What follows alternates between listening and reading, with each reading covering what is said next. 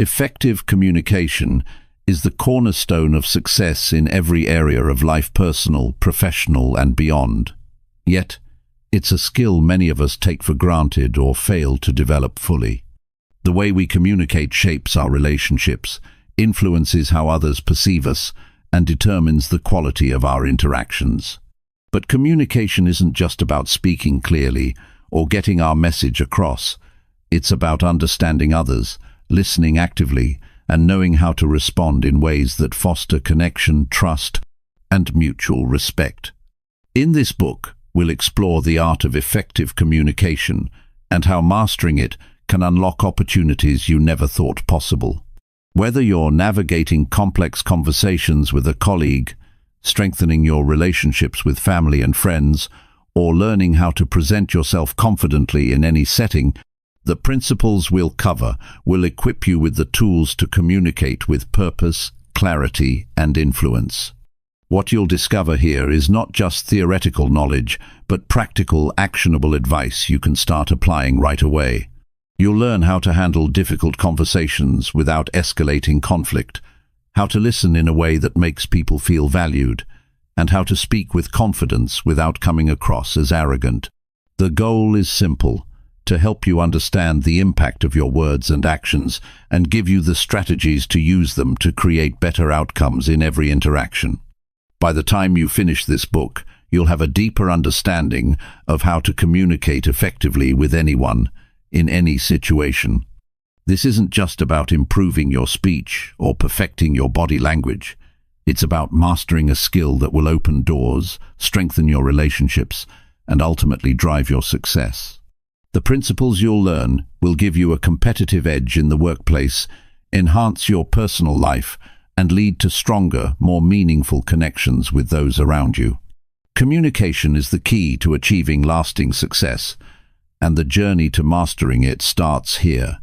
Every conversation is an opportunity, and by unlocking the secrets of effective communication, you'll be well on your way to building a life of connection, growth, and achievement. Chapter 1. Changing how you think about communication. When you think about communication, what comes to mind? Most people probably think about having conversations, making small talk, or exchanging information.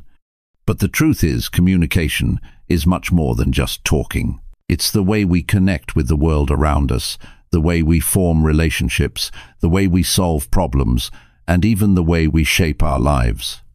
How you communicate directly impacts the relationships you build, the career you develop, and the quality of your life. Yet, so many of us go through life thinking communication is just about sending messages back and forth. We speak to be heard, we listen to respond, but rarely do we stop and think about the deeper purpose behind it all. Changing how you think about communication can be the key to transforming not just your conversations, but your entire approach to connecting with others. Think about it for a second. Every time you communicate with someone, you're creating a moment that could strengthen or weaken your relationship. Whether it's with a friend, a family member, a colleague, or even a stranger, your words, actions, and the way you carry yourself all have an impact.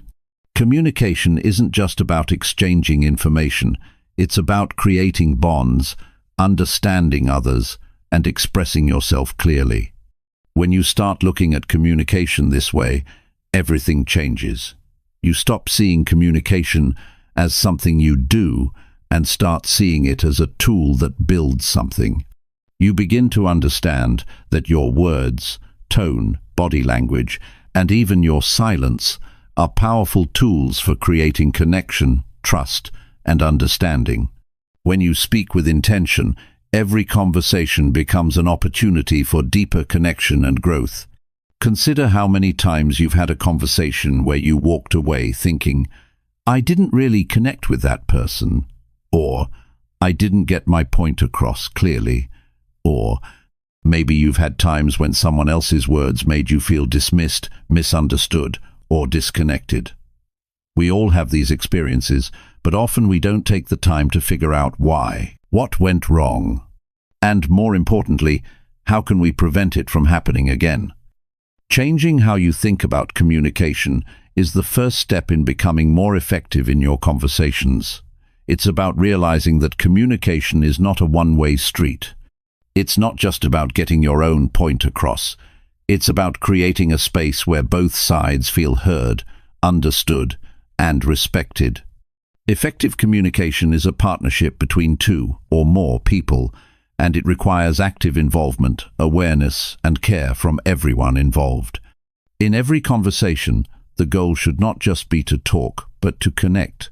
Think about the people you enjoy talking to the most.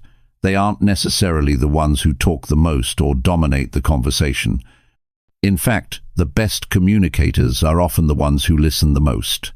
They know that communication isn't just about sharing your own thoughts. It's about understanding others and building a relationship of trust and respect. When you begin to shift your mindset to this new way of thinking about communication, you'll start to see conversations in a different light. Instead of focusing on what you need to say, you'll start focusing on how you can connect with the other person. What do they need to hear from you? What's the best way to make sure your words are clear and kind? How can you truly understand their perspective and make them feel heard? This shift in thinking doesn't just make your conversations more enjoyable, it also makes them more effective. You'll find that people are more willing to engage with you, more willing to listen, and more willing to open up. They'll feel respected and valued in a way that encourages them to reciprocate the same level of care and understanding. The first step in changing how you communicate is to ask yourself one important question: what do I want to achieve with this conversation? If your goal is to simply be heard, you'll likely only focus on making sure you say everything you need to say. But if your goal is to connect with the other person, you'll start thinking about how to create a back-and-forth exchange where both parties are engaged and the conversation flows naturally. Once you start to look at communication through this lens, you'll realize that every conversation has the potential to be more than just a simple exchange of words. It can be an opportunity to strengthen a relationship, to build trust, or to solve a problem together. And in doing so, you'll be able to make the most out of every conversation, whether it's with a friend, a colleague, or someone you just met. Think about the last time you had a meaningful conversation with someone. It wasn't just about getting through a list of things you needed to discuss. It was about connecting. Maybe you laughed together, shared an experience, or worked through a challenge as a team. That's the power of communication done right.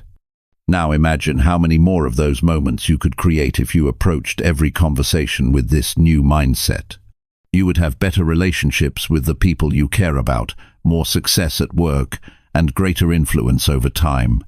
Your conversations would no longer feel like a chore or a task, but an opportunity to connect on a deeper level. But here's the catch. Changing how you think about communication is not an overnight process. It takes time, patience, and practice. You can't expect to go from thinking of communication as just talking to seeing it as a powerful tool for connection without putting in the effort. But that's okay, because once you start making this shift, you'll notice the difference almost immediately. As you move forward, start paying attention to how you communicate. Are you really listening when others speak, or are you just waiting for your turn to talk? Are you being intentional about the words you choose, or are you just saying whatever comes to mind? Are you focused on connecting with the other person, or are you more concerned about getting your point across? By becoming more mindful of how you communicate, you can begin to practice being a better communicator, not just in the big moments, but in the everyday conversations that shape your relationships and your life. You'll find that the more you practice, the easier it gets. And before long, you'll have developed a new approach to communication that sets you up for success in every area of your life. Changing the way you think about communication isn't just about learning a new skill or technique. It's about adopting a mindset that transforms how you engage with others. It's about realizing that every conversation has the potential to be meaningful and impactful if you approach it with care, awareness, and a desire to truly connect. When you begin to communicate with this intention, you'll see how much more rewarding and successful your interactions will be. Ultimately, the way you think about communication affects everything. If you see it as an opportunity to connect, listen, and build trust, you'll find that your relationships improve, your career thrives, and your life becomes richer and more fulfilling. So, as you move forward, start to shift your mindset. Begin to see communication as the powerful tool it truly is. And with time, you'll become a more effective, empathetic, and confident communicator. Chapter 2. Listening to understand, not just respond. When we talk about listening, most people think of it as simply hearing the words someone says. It's an automatic response, a reflex. You hear sounds, you recognize words, and maybe you respond. But the truth is, listening is much more than that. Listening is an art, and the way we listen can completely change the outcome of any conversation. The way most people approach listening is with one goal in mind: to wait for their turn to speak. You listen just enough to catch the main points, then you jump in with your own thoughts. This kind of listening is transactional. You're not truly engaged in what the other person is saying. You're thinking about your own response while they're still talking. This is why so many conversations feel shallow and why misunderstandings happen so often. It's not because we don't care, but because we're not fully listening. Real listening, the kind that leads to better understanding and stronger relationships, is about being present. It's about focusing entirely on the person in front of you. It's not just about hearing their words, but also understanding the meaning behind them. When you listen to understand, you're not just waiting for your chance to talk. You're actually engaging with the person's thoughts and feelings. This is what makes a conversation meaningful. Imagine talking to someone who isn't just hearing your words, but is actively trying to understand the message you're trying to convey. They don't interrupt or finish your sentences for you. Instead, they lean in, make eye contact, and nod, showing they're really hearing you. Doesn't that make you feel like you matter, like what you're saying is important? That's the power of listening with intention. Listening to understand requires a shift in mindset. It means setting aside your own thoughts, opinions, and judgments long enough to fully take in what the other person is saying. You stop thinking about how you'll respond and start focusing on their words, their emotions, their perspective. This is harder than it sounds, especially in a world where distractions are everywhere. But when you make the effort to truly listen, you're telling the other person, "I care about what you have to say." This alone can change the entire tone of a conversation. You don't need to be an expert to listen better. It's a skill that anyone can develop, and it starts with being more mindful of your own tendencies. Do you find yourself interrupting? Do you finish other people's sentences? Do you zone out when someone is talking for a long time? These are all signs that you may be listening to respond, not to understand. The first step is to become aware of how you listen. Think about the last conversation you had where you felt truly heard. Maybe it was with a close friend, a family member, or even a colleague. How did that make you feel? Likely, it made you feel valued and respected. And the truth is, people respond well to that kind of attention. When you truly listen to someone, they're more likely to trust you, share more openly, and engage more deeply in the conversation. One of the most powerful things you can do to improve your listening skills is to remove distractions. In today's world, distractions are everywhere: phones, computers, noise, thoughts about the future. It's easy to be physically present in a conversation but mentally elsewhere. When you're having a conversation with someone, put down your phone, turn off the television, and focus completely on the person in front of you. This simple act shows that you care about what they're saying. Sometimes, listening means giving someone the space to speak without interrupting, even if it feels uncomfortable. Pauses in conversation can feel awkward, but they're important. They allow the person speaking to gather their thoughts, and they give you the chance to process what's been said.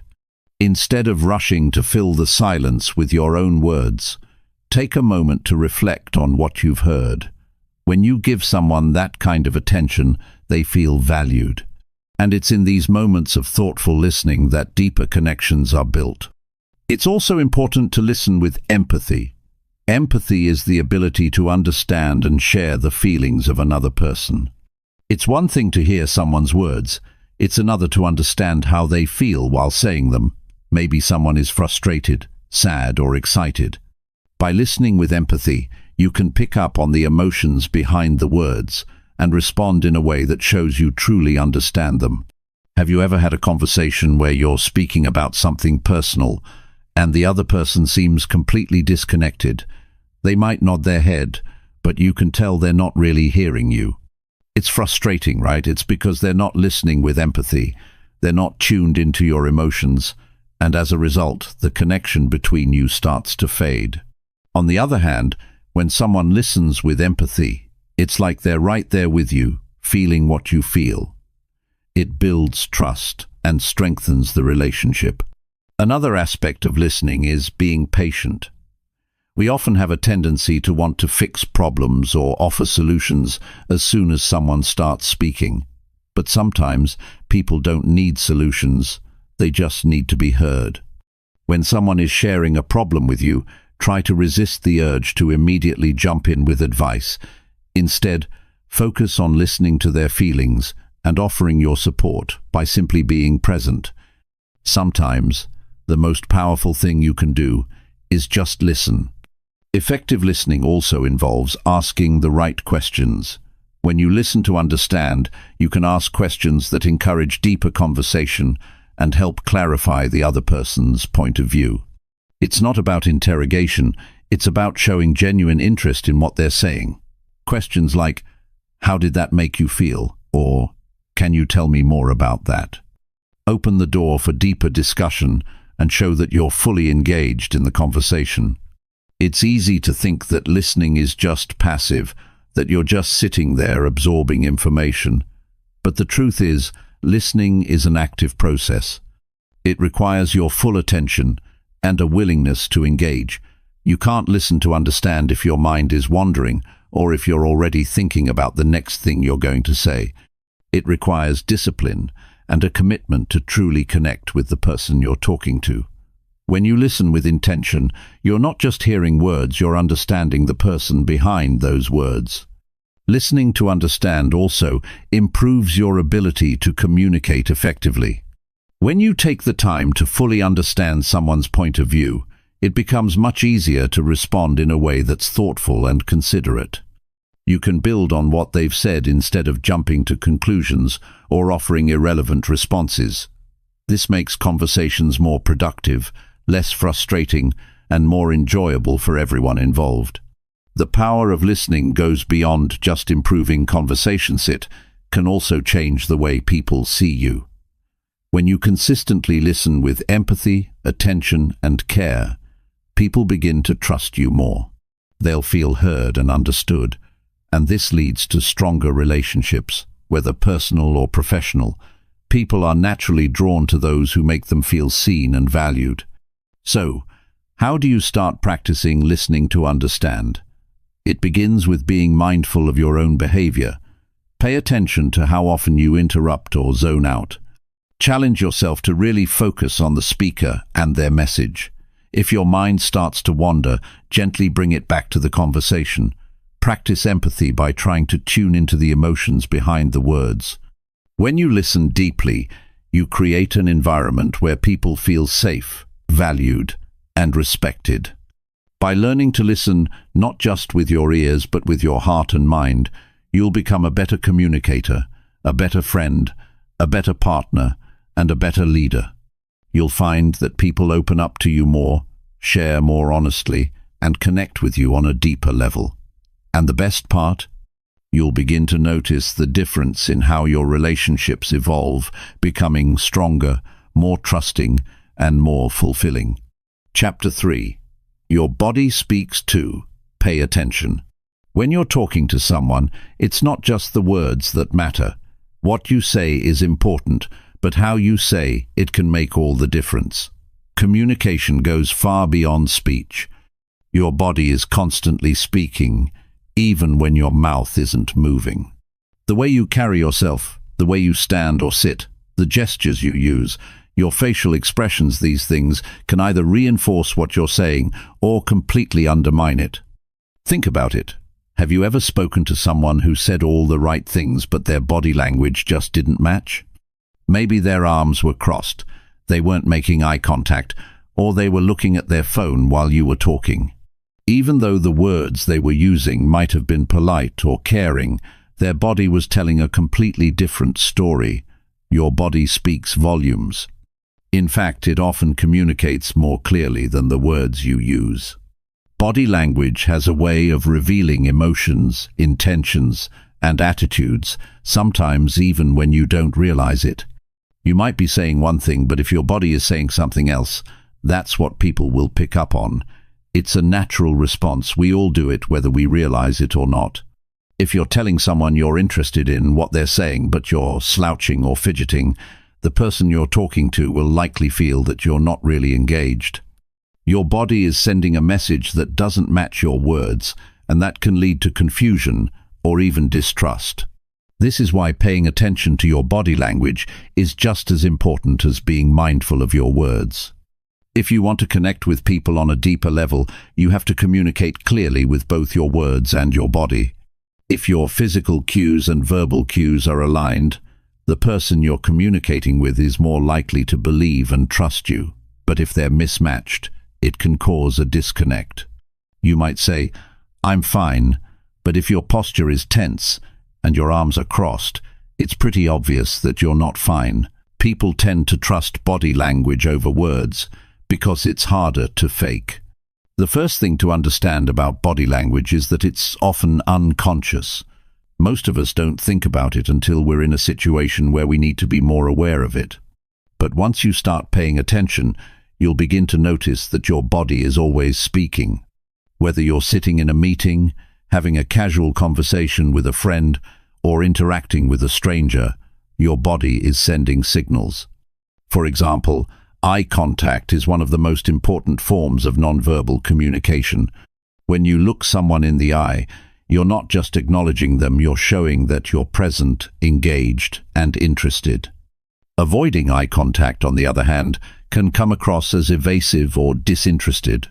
If you're nervous, you might find yourself looking away, but consciously making the effort to maintain eye contact can help you come across as more confident and sincere. It's a small adjustment, but it can make a huge difference in how you're perceived. Another key element of body language is posture. The way you carry yourself tells a lot about your emotional state and attitude. If you're standing tall with your shoulders back and your head held high, you naturally project confidence. People are more likely to take you seriously, and you'll feel more confident too. But if you're slouching or hunched over, you might come across as insecure or disengaged. When you're in a conversation, try to stand or sit up straight. It not only makes you look more open and confident, but it also helps you feel more focused and engaged in the discussion.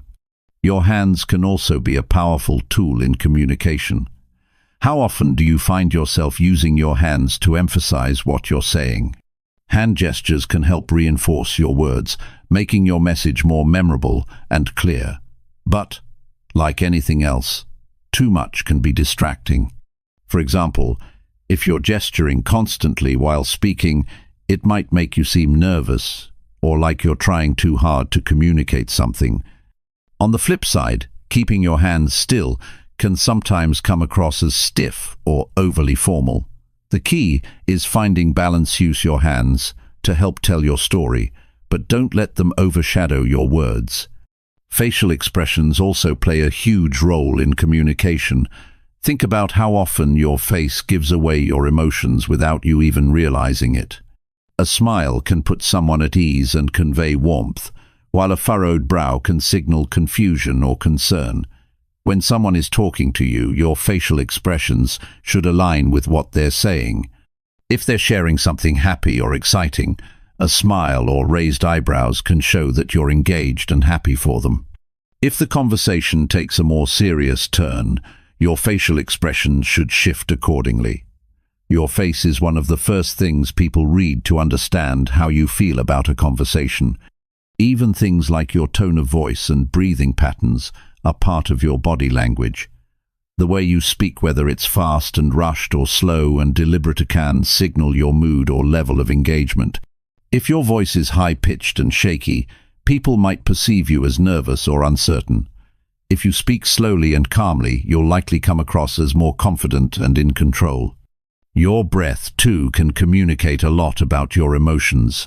If you're calm and collected, your breathing will be steady, but if you're stressed or anxious, your breath might become shallow or rapid.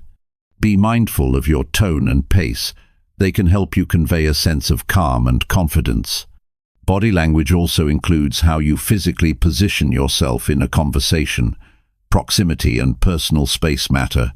If you stand too close to someone, they may feel uncomfortable, like you're invading their space. But if you stand too far away, you might seem distant or uninterested. Finding the right distance depends on the context and the relationship you have with the person, but generally speaking, respecting people's personal space shows that you care about their comfort. If you're aware of your body language, you can adjust it to make sure it matches your words and intentions. This helps others feel more at ease and creates a more authentic connection. And it's not just about looking confident or engaged, it's about truly being engaged in the conversation. If you're shifting around constantly, checking your phone or looking at your watch, it sends the message that you'd rather be somewhere else. On the other hand, if you're giving the other person your full attention, your posture is open, you're making eye contact, your hands are relaxed, it shows that you value what they're saying. Being aware of your body language also means recognizing when someone else's body language isn't matching their words. If someone says, "I'm fine," but their arms are crossed or they're avoiding eye contact, it's a sign that they might not be fine after all. This is where active listening comes into play. By paying attention to both the words and body language of others, you can better understand what's really going on. If you notice signs of discomfort or tension, you might need to adjust the conversation or ask more questions to dig deeper. Mastering the art of body language isn't about being fake or over the top. It's about being intentional with your actions, making sure that your words and your body are working together to create a clear, open, and honest communication experience. It's about making sure the message you're sending is the one that's truly meant to be received. Small adjustments can make a big difference in how others perceive you and how you connect with them. By becoming more mindful of your body language, you can improve your communication skills and make every conversation more impactful. Chapter 4. Speaking clearly. Less is more. When you think about communication, it's easy to assume that more words equal more clarity, but in reality, sometimes less is more. The ability to speak clearly, with precision and purpose, can be the key to making your point effectively. Overloading someone with too many words can confuse them or cause them to tune out, and that's not the kind of communication you want. What matters more than how much you say is how well you say it. We all know someone who talks a lot. Their sentences are long, they use multiple examples, and they keep going even when it's clear the listener isn't following. On the flip side, we also know people who can make their point in just a few words. They cut straight to the chase, they don't waste time, and they leave you with a clear understanding of their message. It's not that the talkative person doesn't have valuable things to say, they just haven't yet figured out how to say it effectively. The person who speaks succinctly, however, has mastered the skill of clear, impactful communication. One of the most effective ways to communicate is by getting to the point quickly. This doesn't mean you should rush through conversations or sound curt, but rather that you should be mindful of the message you want to deliver. Before you speak, think about the core of what you want to convey. Strip away the extra words, the unnecessary filler, and get to the heart of the matter. The clearer you are, the more likely people are to understand your message and take it seriously. A big part of speaking clearly is being aware of your audience. It's easy to fall into the habit of speaking for the sake of speaking, especially when you're nervous or trying to impress someone. But the truth is, when you're speaking to others, you need to consider how they will interpret your message. What do they need to know? What information is relevant? And how can you say it in the simplest way possible? If you're giving a presentation at work or telling a story to a friend, your approach should be similar. Keep it simple and focused on the key points. No one wants to listen to a long-winded explanation or a rambling story. They want to know what's important and why it matters to them. So, practice thinking before you speak. What's the essence of what you want to say? What's the main takeaway for the person you're talking to? A good practice is to imagine that you only have a few seconds to explain your point. What would you say if time was limited? The more you train yourself to simplify your thoughts and speak with clarity, the easier it becomes to communicate effectively in any situation. This isn't about dumbing things down. It's about finding the most straightforward way to communicate a message that people can easily grasp. Another important part of speaking clearly is avoiding unnecessary jargon. It's tempting to use big words or technical terms to make yourself sound more knowledgeable, but often this can backfire. Your goal is not to impress, but to connect. When you use complicated language, it can create a barrier between you and the person you're speaking to, especially if they don't understand the terms you're using. Instead, choose words that everyone can understand, no matter their background or experience. The clearer you are, the more likely your listener will stay engaged and retain the information you're giving them. Have you ever been in a conversation where someone used terms you didn't understand, and you just nodded along, pretending to know what they were talking about?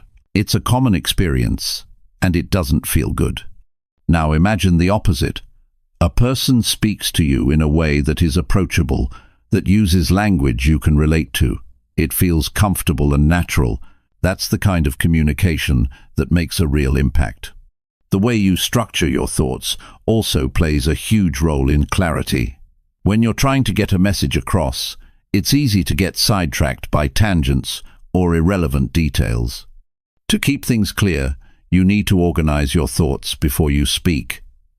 If you have multiple points to make, try to present them in a logical order. Start with the most important idea, and then build on it. Avoid jumping around from topic to topic, as this can confuse your listener and make it harder for them to follow what you're saying. For example, if you're telling a story, don't start with the ending. That's a sure way to lose your audience. Instead, begin with the setup. What's the context? Who's involved? What's at stake?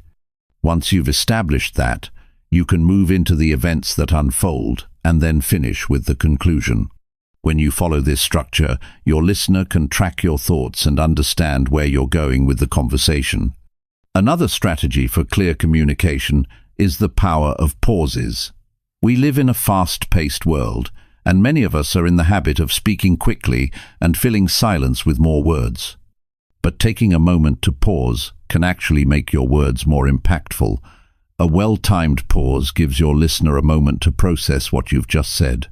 It also gives you a chance to collect your thoughts before continuing.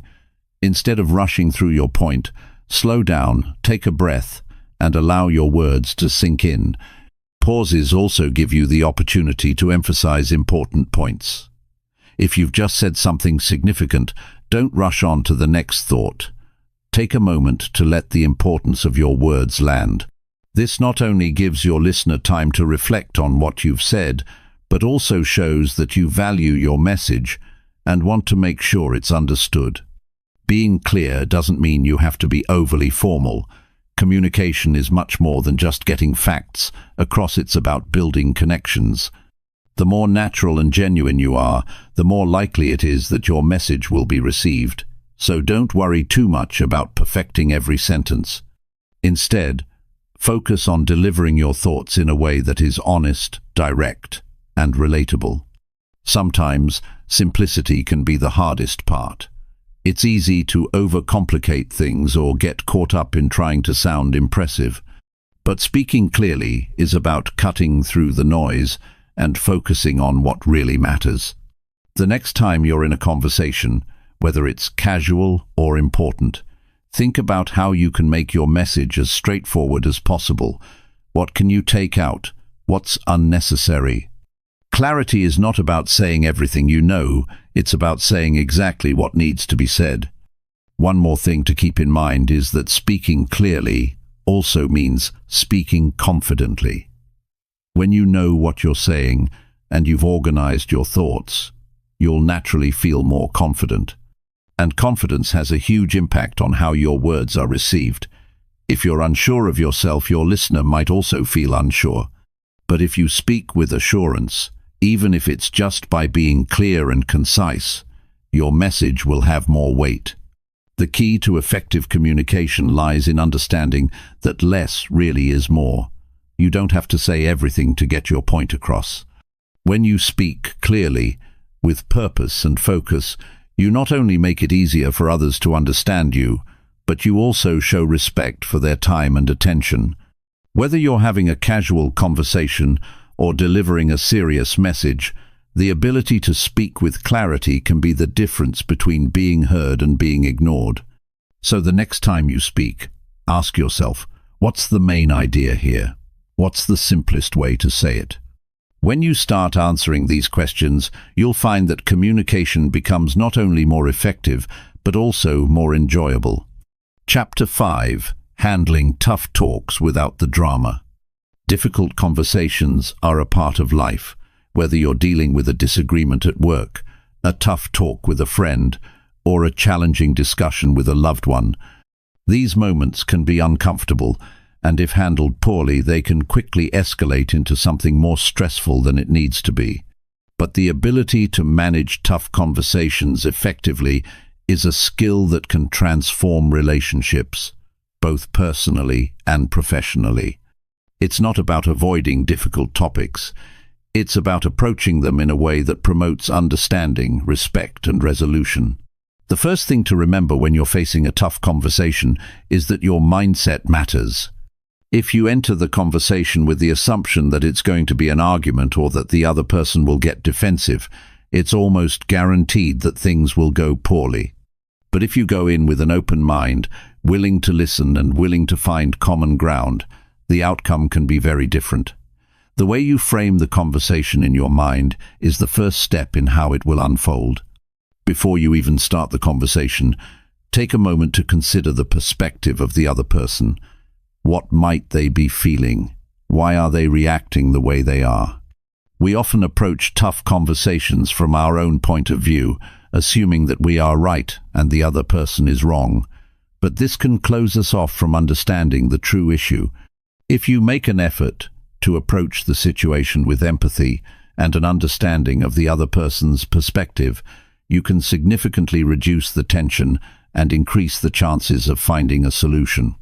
In any tough conversation, it's important to stay calm and composed. When emotions run high, it can be easy to raise your voice, interrupt, or say things you don't really mean. But reacting emotionally only fuels the fire. Instead, take a deep breath and make an effort to keep your emotions in check. If you feel yourself getting angry or upset, give yourself a moment to calm down before you respond. It's not about suppressing your feelings, but rather about taking control of how you express them. This helps keep the conversation from spiraling out of control. When it's time to speak, be clear about your intentions. What do you hope to achieve from this conversation? Are you trying to find a solution? Are you seeking understanding or simply expressing your feelings? By knowing what you want to accomplish, you can steer the conversation in the right direction and keep it productive. If you don't have a clear sense of your goals, you might find yourself talking in circles or going off topic. Stay focused on the key points and don't let the conversation drift into unnecessary areas.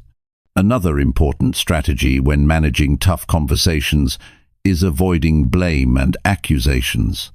It's easy to fall into the trap of pointing fingers and accusing the other person of wrongdoing, but this only puts them on the defensive. Instead of saying, "You always do this," try to focus on how the situation makes you feel. For example, instead of accusing someone of being selfish, you could say, "I feel hurt when I'm not included in plans." By taking ownership of your feelings and framing the conversation in terms of your experiences, you make it easier for the other person to listen without feeling attacked. Use I statements instead of you statements. This simple shift in language makes a huge difference. When you say, "You never listen to me," it sounds accusatory and likely to make the other person feel defensive. But when you say, "I feel unheard when I try to talk," it expresses your feelings without attacking the other person. This approach fosters empathy and opens the door for a more productive discussion. Listening is equally important during difficult conversations.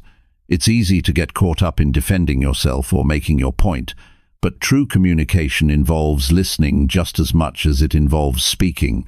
Give the other person the space to express their feelings and really listen to what they're saying. This doesn't mean just hearing their words. It means understanding their perspective and acknowledging their emotions. Acknowledge what the other person is saying, even if you don't agree with them. You don't have to agree with everything to have a meaningful conversation, but acknowledging their feelings shows respect. Another key to managing tough conversations is staying solution-focused. It's easy to get stuck in the past and dwell on what went wrong, but this doesn't help anyone move forward. Instead of rehashing old arguments, focus on how you can move forward. What changes can you both make to improve the situation? What actions can be taken to prevent a similar issue from happening again?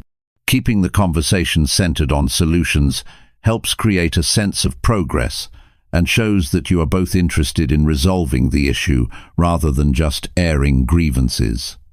If the conversation starts to escalate or become unproductive, don't be afraid to take a break. Sometimes a short pause can help everyone collect their thoughts and calm down. This isn't about avoiding the issue. It's about creating the space needed for a more constructive discussion. It's okay to say, "I think we both need a few minutes to cool off before we continue." This shows that you are committed to resolving the issue, but you want to do it in a way that's calm and thoughtful. During difficult conversations, it's important to avoid personal attacks. Name-calling, insults, or belittling remarks will only escalate the situation and cause lasting damage to the relationship. Instead, focus on the specific issue at hand. Keep the conversation respectful, even if you're upset. By addressing the problem, not the person, you maintain a level of professionalism and emotional intelligence that allows both parties to stay calm and productive. Don't forget to acknowledge the other person's perspective, even if you don't agree with it. Showing that you understand where they're coming from doesn't mean you have to agree with them, but it creates an atmosphere of mutual respect. When people feel heard and understood, they're more likely to listen to your point of view and be open to compromise. When it comes to resolving the issue, be open to compromise. You might not get everything you want, and neither will the other person. But if you approach the conversation with a mindset of collaboration rather than confrontation, it becomes easier to find a middle ground. The goal isn't to win the argument, it's to come to a solution that works for both sides. Sometimes that means making concessions and finding creative ways to meet each other's needs. Once the conversation is over, it's important to follow through on your promises. If you've agreed on a course of action or made commitments during the discussion, make sure you honor them. This builds trust and shows that you are serious about making positive changes. Following through is just as important as having the conversation in the first place, because it proves that the conversation wasn't just words, it was a step toward improving the relationship. Difficult conversations don't have to be destructive. In fact, they can be an opportunity for growth, understanding, and connection. By staying calm, listening actively, and focusing on solutions, you can turn even the toughest talks into moments of progress. Every tough conversation is a chance to strengthen your communication skills and build stronger, more resilient relationships. It's about being open, honest, and willing to work through challenges together. When you approach these situations with the right mindset and the right tools, you'll find that they become easier to navigate and more productive in the long run. Chapter 6. Putting yourself in others' shoes. Empathy isn't just a nice-to-have skill in communication, it's a vital one.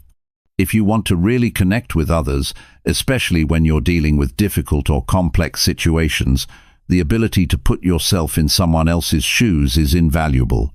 Understanding where someone is coming from, seeing things through their eyes, and truly hearing them can create a bond that fosters trust, respect, and better relationships. This isn't always easy, but when you learn how to do it effectively, it can transform the way you communicate and interact with others.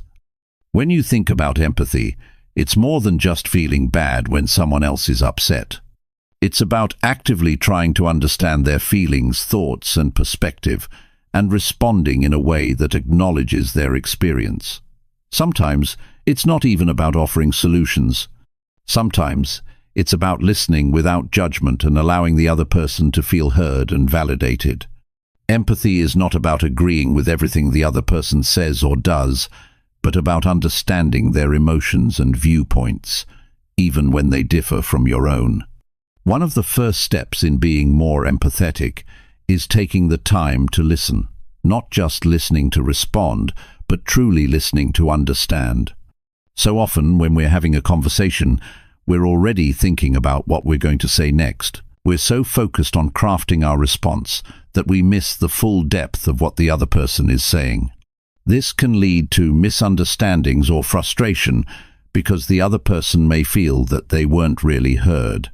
Empathetic listening means giving the speaker your full attention, letting them express themselves without interruptions, and focusing entirely on their words. It's about being present in the moment and making the other person feel like their thoughts and feelings are important. When you listen with empathy, it's also crucial to pay attention to non-verbal cues. Sometimes what's left unsaid speaks louder than words. A person's tone of voice, body language, and facial expressions can tell you a lot about how they're feeling. Are they tense, nervous, frustrated? By noticing these cues, you can get a better sense of what the person may be experiencing internally, even if they're not directly saying it. This can help you respond in a way that is more attuned to their emotions and more supportive in nature. It's also important to ask questions that show you're genuinely interested in understanding their point of view. Don't make assumptions. Instead of jumping in with your own ideas or advice, try asking open-ended questions that encourage the other person to share more. Questions like, "How did that make you feel?" Or, "What was going through your mind when that happened?" Invite the person to open up and give you a deeper insight into their thoughts. These types of questions also help the other person feel valued, because it shows that you care about their experience. Another way to practice empathy is by validating the other person's feelings. This doesn't mean you have to agree with them, but simply acknowledging their emotions can go a long way. For example, if someone is upset about something, saying something like, "I can see why you'd feel that way," or "That must be really tough for you," shows that you're recognizing their emotional state and not dismissing it. When someone feels validated, they're more likely to open up and continue the conversation in a productive way.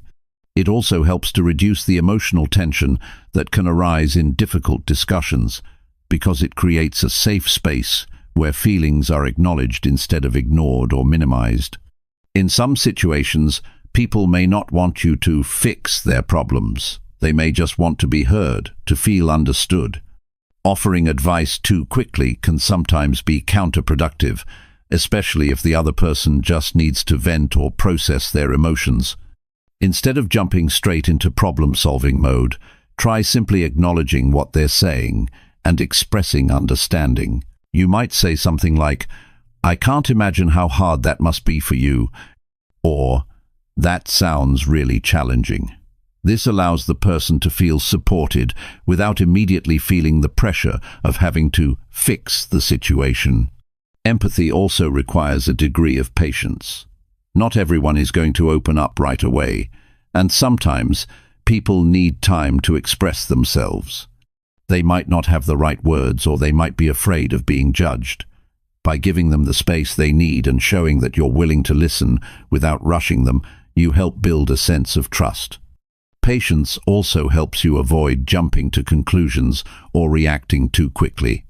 Often, people just need a moment to articulate their feelings. And with empathy, you can be the person who helps them feel comfortable doing that. There are times, of course, when empathy can be challenging. If you're dealing with someone who is angry, defensive, or upset, it can be easy to slip into a defensive mode yourself. But responding to anger with more anger or defensiveness will only escalate the situation. Instead, try to remain calm, acknowledge their emotions, and let them know that you're open to understanding what's behind their frustration. This can help de-escalate the situation and create a more constructive dialogue. By keeping your own emotions in check and responding with empathy, you're setting the tone for a more positive interaction, even when things get tough. Empathy doesn't only apply to difficult conversations, though. It can also enhance everyday interactions. The ability to show empathy in casual conversations can strengthen your relationships, whether you're talking to a colleague, a friend, or a family member. For example, if a friend shares something exciting with you, showing enthusiasm and joy for their success is a form of empathy. On the other hand, if they share something difficult, offering a kind word or simply being there to listen can make a world of difference. The more you practice empathy in everyday interactions, the more natural it will become to bring that same level of understanding and connection into your tougher conversations. When you take the time to understand others, you also begin to understand yourself more. Empathy helps you become more aware of your own feelings and reactions, which can lead to deeper self-awareness. It can also improve your ability to communicate your own needs and emotions, since you've practiced articulating feelings in a way that respects both your own and others' experiences. At its core, empathy is about recognizing the humanity in others. It's about understanding that everyone is dealing with their own challenges, fears, and emotions. When you practice empathy, you're making a conscious effort to connect with others in a way that is compassionate and understanding. In return, you not only strengthen your relationships, but also build a reputation as someone who values and respects the feelings of those around them.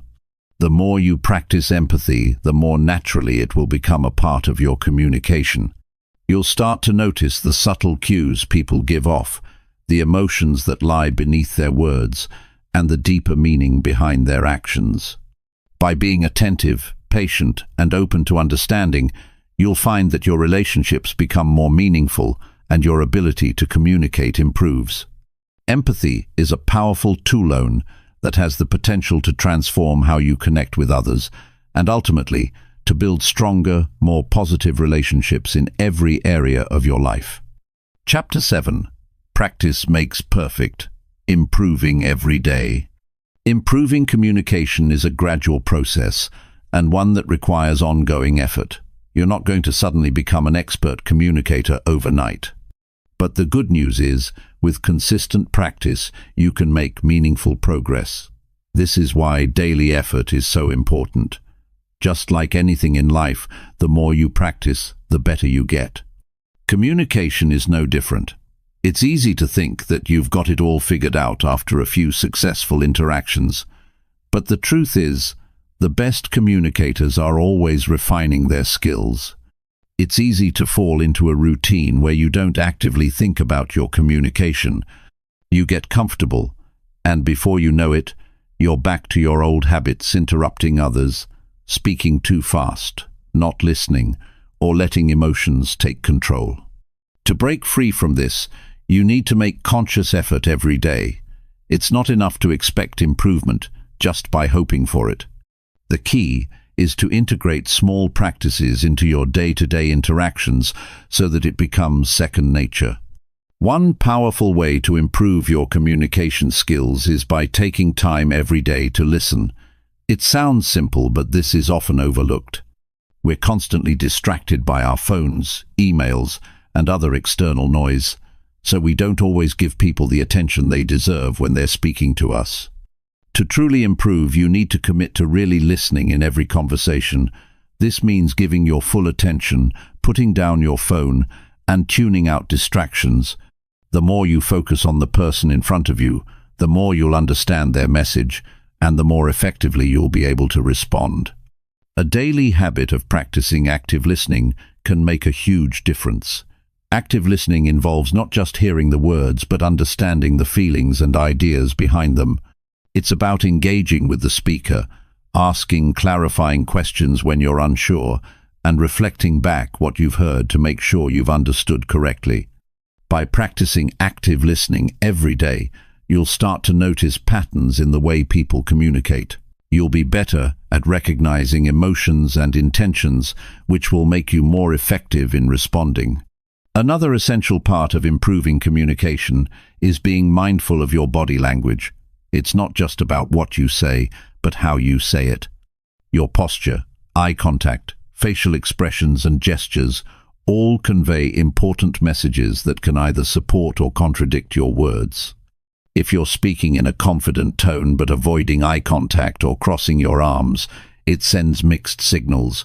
Your body language should align with the message you're trying to communicate. Over time, becoming more aware of how your body communicates can help you build stronger connections with others and make your conversations more impactful.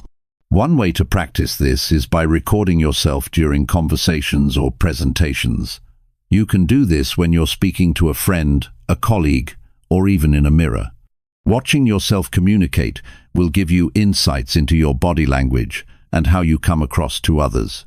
You might realize you fidget or avoid eye contact without even knowing it. Once you identify these habits, you can start working to improve them.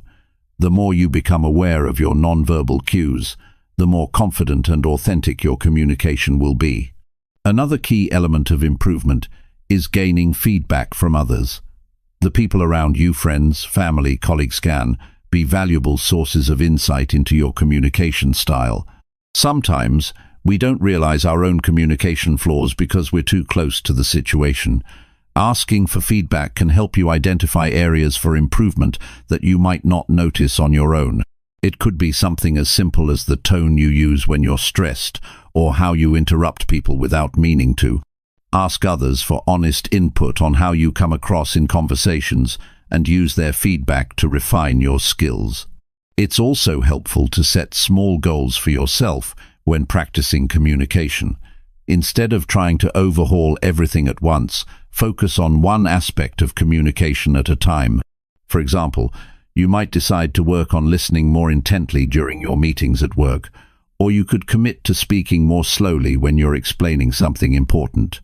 By narrowing your focus, you can see clear improvements more quickly, which can help motivate you to keep going. Celebrate the small victories, like staying calm in a heated discussion or actively listening during a conversation with a colleague. One of the best ways to improve is by reading and learning about communication. The more you understand the principles behind effective communication, the more conscious you will be of the choices you make when interacting with others.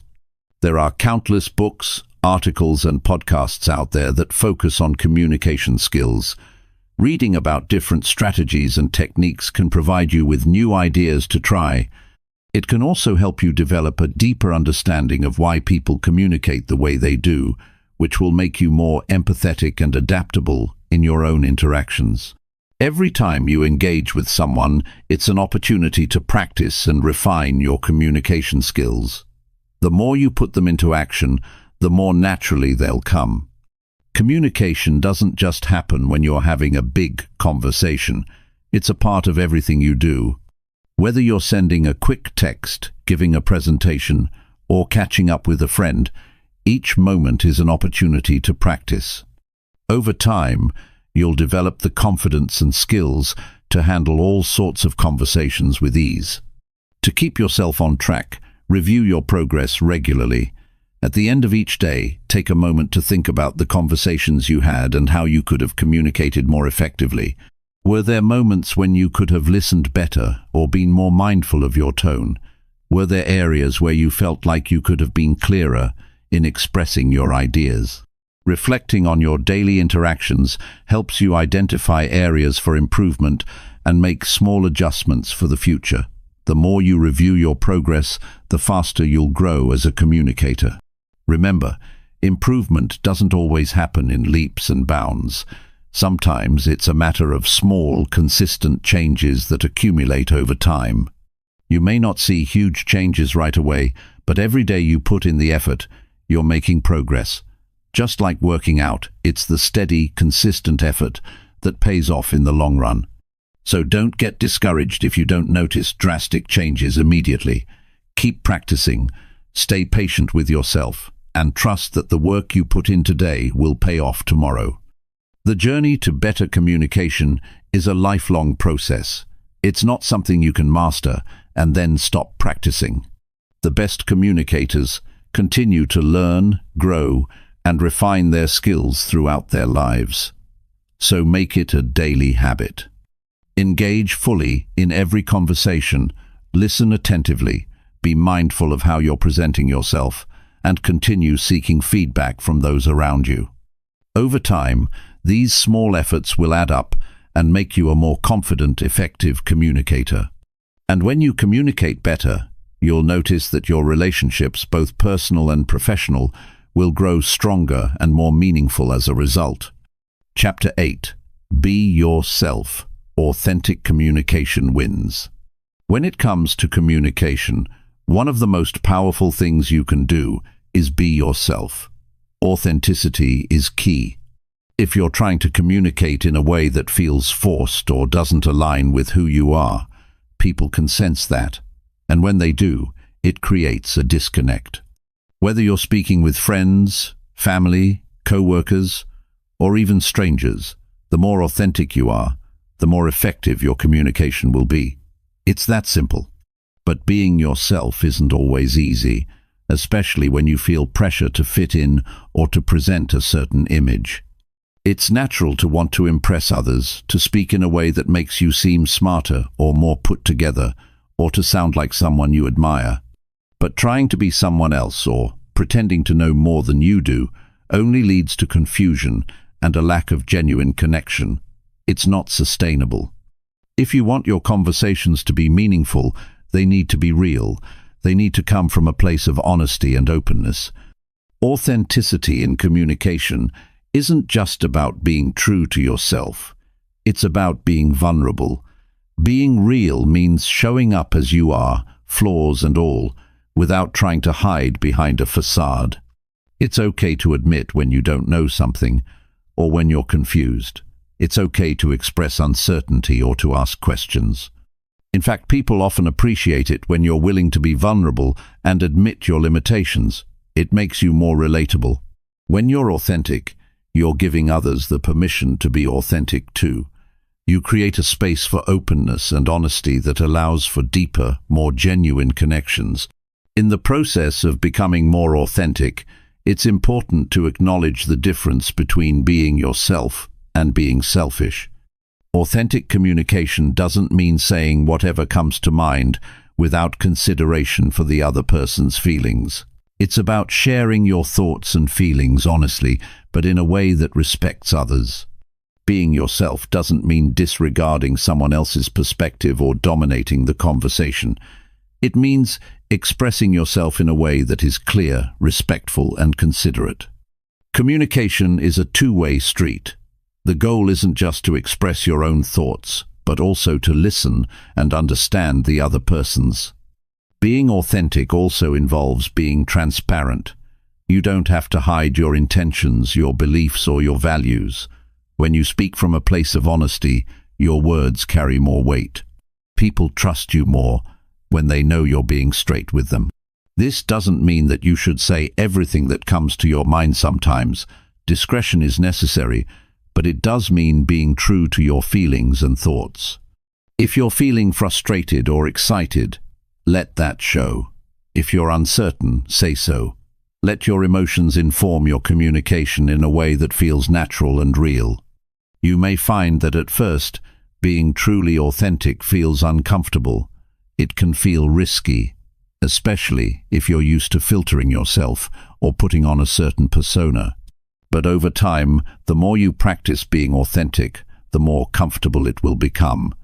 When you start speaking in a way that is true to who you are, your confidence grows. And the more you communicate from a place of authenticity, the easier it becomes to build trust with others. People will start to appreciate your honesty and clarity. They'll feel like they know the real you, and that connection will deepen. One of the most significant benefits of authentic communication is that it leads to stronger relationships. When you communicate in a way that is open and genuine, it invites others to do the same. You create a dynamic where both parties feel free to express themselves without fear of judgment. It makes conversations more comfortable, more natural, and more meaningful. Whether you're talking to a friend, a romantic partner, or a colleague, authenticity fosters an environment where both people feel heard, understood, and valued. Sometimes, though, you might worry that being too authentic could make you vulnerable or expose you to judgment. This fear is natural, but the truth is, people are often more accepting than we give them credit for. Being authentic doesn't mean being overly blunt or sharing every thought that crosses your mind. It's about showing up as you are, in a way that feels genuine and respectful. When you show up as your authentic self, you're actually allowing others the space to do the same. Vulnerability can lead to deeper connection, not less. It shows that you trust the other person and value the relationship enough to be real with them. There's also the idea that authenticity comes with a certain courage. It's not always easy to speak your truth, especially if it goes against the norm or if you fear judgment. But the more you practice being yourself, the more natural it becomes. It takes courage to share your thoughts, especially when you're unsure of how they will be received. But once you realize that true connection comes from honesty and openness, it becomes easier to embrace that courage. The strength you gain from being true to yourself is unmatched. It's liberating to know that you don't have to hide parts of yourself in order to connect with others. Authentic communication also means understanding your values and communicating them clearly. When you understand what matters to you, you can communicate more effectively because you won't be swayed by outside pressures. Knowing your own values gives you clarity in conversations and helps you avoid getting lost in others' expectations. It's about standing firm in what you believe while also being open to hearing and understanding others' perspectives. When you're grounded in your values, your communication has direction, and it's easier to communicate with integrity. Being yourself also helps you stay consistent in your communication. When you're authentic, there's no need for confusion. You're not pretending to be someone you're not, so your words match your actions. This creates consistency, and consistency builds trust.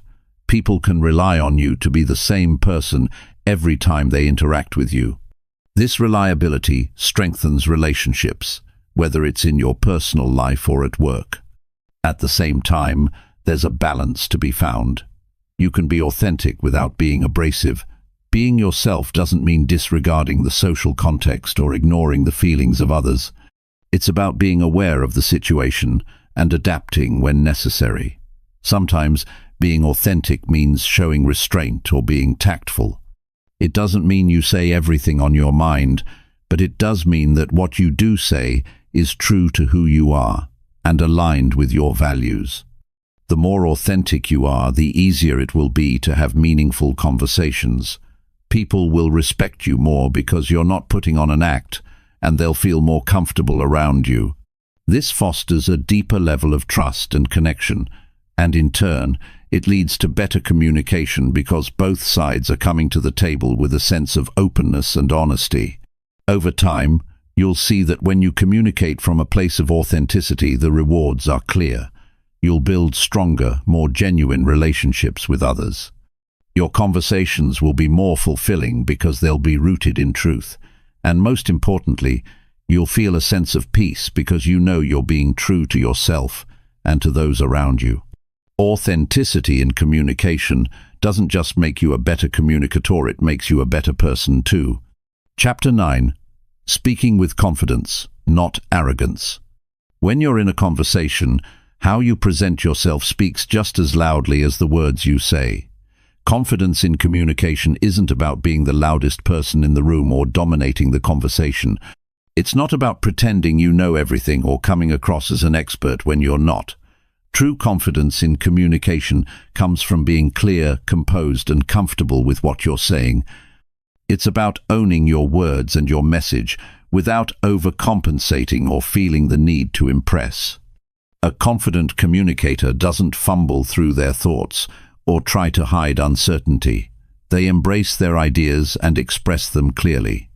The key to speaking with confidence is knowing that your thoughts and opinions are valid, even if they don't align with others. Confidence comes from within. It's an inner belief in your ability to communicate effectively, regardless of the situation. Whether you're speaking to a friend, a colleague, or an audience, you need to believe that what you have to say matters. One of the easiest ways to convey confidence is through your tone of voice. The way you say something can completely change how it's received. If you speak too quickly or with hesitation, it can make you seem uncertain. But when you speak slowly, with purpose and clarity, your words carry more weight. You don't have to shout or over-exaggerate, but a calm, steady tone can go a long way in conveying confidence. Pay attention to how you speak. Are you rushing through your sentences? Are you soft-spoken to the point of being hard to hear? Practice speaking in a clear, controlled voice that reflects confidence without sounding forced. Body language is another crucial part of confident communication. If you're speaking with your arms crossed or looking at the floor, you're sending a message of uncertainty or disinterest. Confident people stand tall, make eye contact, and use gestures to emphasize their points. Even small things, like uncrossing your arms or leaning slightly forward, can make a big difference in how your message is received. When you're confident, you're more likely to engage with others. You'll notice that people are more likely to respond positively when you're open, approachable, and present in the moment. Another element of confidence is not being afraid to pause. It's easy to fill every silence with words, but sometimes taking a moment to pause can show that you're composed and in control. Pauses allow you to collect your thoughts, emphasize a point, or simply give your listener time to absorb what you've said. A well-timed pause can create a sense of anticipation, drawing people in and making them pay closer attention to your words. Don't be afraid of a little silence. Sometimes it's the most powerful part of a conversation. The way you prepare for conversations can also affect your confidence. If you know you're going into a discussion where you'll need to present ideas or address a difficult topic, preparation is key. Think about what you want to say ahead of time and try to anticipate any questions or objections that might come up. This doesn't mean you need to script every word, but having a general sense of the direction you want the conversation to take will make you feel more at ease. The more prepared you are, the more confidently you can speak, knowing that you're not caught off guard by what's being said. Confidence doesn't come from pretending to be perfect or always having the right answer. It comes from accepting that mistakes happen and being okay with them. When you make a mistake or say something wrong, it's okay to admit it. A confident communicator doesn't crumble under pressure. They acknowledge their mistakes and move forward. This ability to accept imperfection actually makes you more relatable and trustworthy. People appreciate someone who is genuine and willing to admit when they're wrong, rather than someone who tries to cover up mistakes or deny them. When you speak with confidence, you naturally build credibility. People are more likely to trust you and take you seriously when you speak in a calm, assured manner. You might not always be the most knowledgeable person in the room, but when you communicate with confidence, people will listen. Confidence in communication is about trusting your own voice and allowing your message to be heard. Whether you're sharing an opinion or providing information, confidence helps others believe in your ideas. There's also the idea of finding your authentic voice. This is a huge part of speaking confidently. You might think of confidence as something that comes from mimicking others, maybe a colleague who always speaks with authority, or a public figure who never seems nervous. But the truth is, real confidence comes when you stop trying to imitate someone else and just embrace your own style. Your voice is unique to you, and that's where your true confidence lies. When you speak in a way that feels natural to you, your confidence will shine through, and your message will resonate more. Sometimes people get the idea that confidence means being assertive all the time, always pushing your ideas, always standing your ground. But confident communication doesn't mean being aggressive or domineering. It's about assertiveness without aggression, knowing what you want to say and expressing it clearly, while still respecting others' viewpoints. It's about stating your thoughts with assurance, without overpowering others in the conversation. Confidence isn't about winning an argument or proving someone else wrong. It's about expressing your thoughts with clarity and conviction, while still being open to dialogue. If you struggle with confidence in certain situations, such as public speaking or giving presentations, you can improve over time by practicing. Start small, whether it's speaking up in a meeting or voicing your opinion in a casual conversation. Gradually, these small acts of speaking confidently will build up, and you'll notice that you're more comfortable in higher stakes situations as well. Public speaking, for example, is something most people find intimidating at first, but it becomes easier with repetition. The more you put yourself in situations where you need to speak, the more your confidence will grow. You can also work on confidence in nonverbal communication. Much of how you communicate is not through your words, but through your body language, facial expressions, and the energy you bring to the room. Even the way you walk into a room or how you make eye contact can communicate confidence. It's not just about what you say, it's about how you present yourself. The more you are mindful of these nonverbal cues, the more confident you'll appear to others, which in turn will make you feel more confident inside. Confidence in communication isn't something that comes automatically for everyone, and it's not something that can be forced. But the more you practice, the easier it becomes. Confidence grows with each interaction. It comes from feeling comfortable in your own skin and embracing your own voice. It's about trusting that what you have to say matters and that you deserve to be heard. You don't have to be the loudest person in the room or the one who has all the answers. True confidence comes from owning your words, expressing them clearly, and allowing others to hear your thoughts without fear or hesitation. Over time, as you continue to practice confident communication, you'll start to see it transform your relationships, both personally and professionally. People will respond to you differently when they sense your confidence. You'll be able to navigate tough conversations with ease, express your ideas more clearly, and connect with others on a deeper level. Confidence, when expressed authentically, becomes a powerful tool for creating stronger, more meaningful connections. And the more confident you are in your ability to communicate, the more you'll see your life and relationships thrive. Chapter 10. Communicating in the digital world. Communication in the digital world is a whole different ballgame. Gone are the days when face-to-face conversations were the norm. Today, much of our communication happens through text messages, emails, social media posts, and even video calls. While these platforms offer us incredible opportunities to connect with others, they also come with their own set of challenges. Understanding how to communicate effectively in this digital space is essential, and it requires a shift in mindset and approach. One of the biggest differences between in-person communication and digital communication is the lack of non-verbal cues. In face-to-face interactions, we rely on body language, facial expressions, and tone of voice to gauge how someone is feeling or what they truly mean. In digital communication, all of that is stripped away. A simple message or email can be misinterpreted because there's no way to tell if the other person is smiling, laughing, or rolling their eyes. This can lead to misunderstandings, conflicts, and frustration, especially when the tone or intent behind a message isn't clear.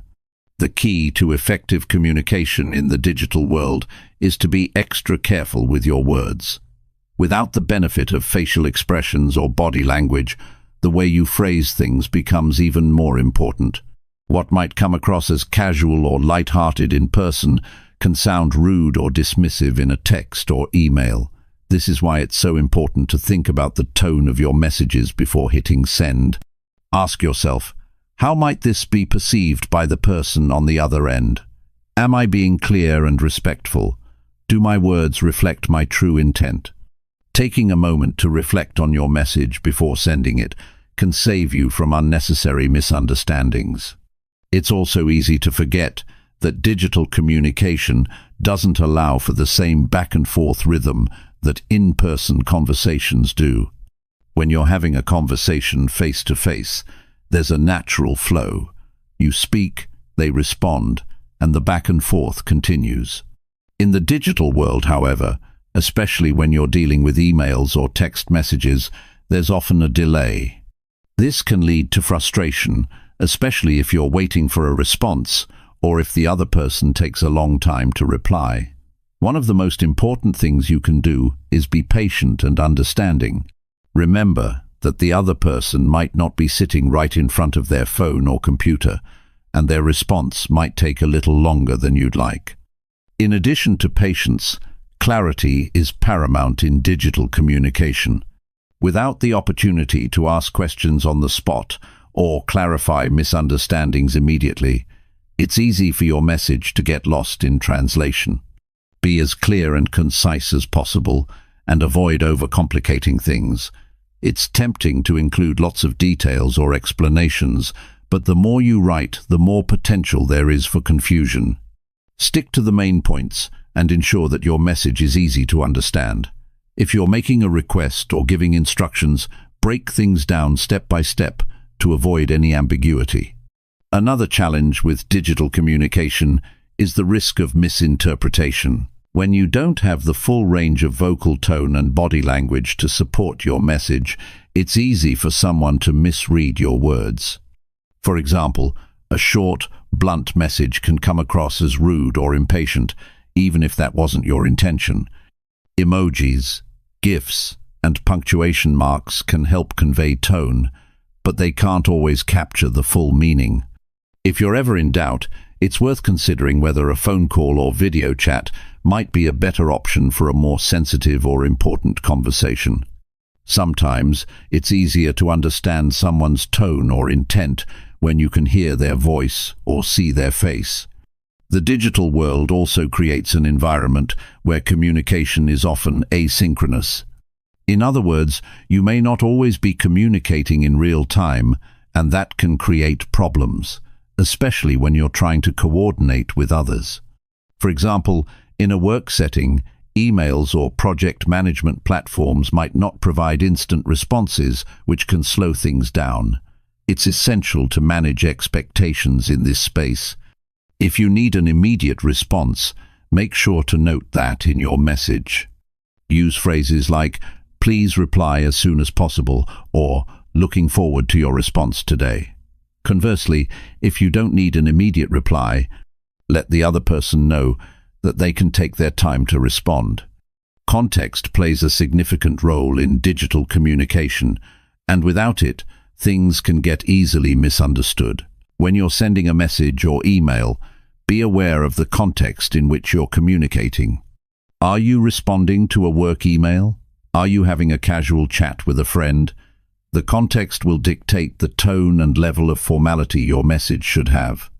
A message to a colleague might require a more formal tone, while a text to a close friend can be more relaxed and informal.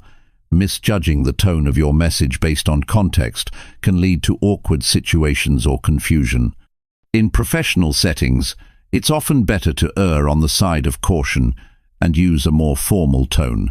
In personal settings, you can be more informal, but even then, consider how your words might be received. One major advantage of digital communication, though, is that it gives you time to think. In a face-to-face conversation, you often have to respond quickly, which can sometimes lead to missteps or regrets. In digital communication, you have the luxury of taking a moment to consider your response. If you're feeling emotional, it can be helpful to step away for a while before responding to an email or text message. This pause gives you the chance to think more clearly and respond in a way that you won't regret later. It's also important to take your time to process information before replying. If you're reading a message that triggers an emotional reaction, give yourself permission to pause and reflect before firing back a response. Timing is also crucial in the digital world.